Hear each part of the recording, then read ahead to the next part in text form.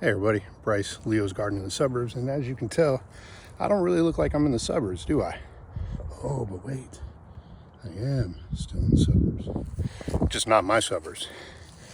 So, at a family's house, and I had a bunch of blackberry canes.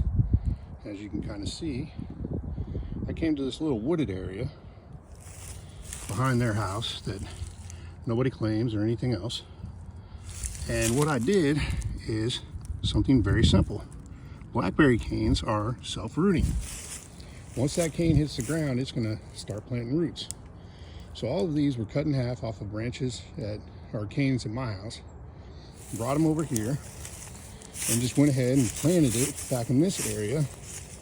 And this is something I learned from a gentleman on Perma Pastures, where he talks about you find a place that's not yours and where you can plant stuff and reap the benefits from it.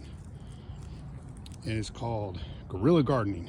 Yep, that's right. I'm guerrilla gardening behind a family member's house, to where I can just stick my blackberry canes, and then anytime we come over to visit during the summer, I can come out and pick fresh blackberries if they haven't picked them all already. So just wanted to show you all this. Remember, if you got friends that will let you do this kind of stuff in the wooded areas behind their house, go ahead and do it. It's called guerrilla gardening. Learned about it from Perma Pastures.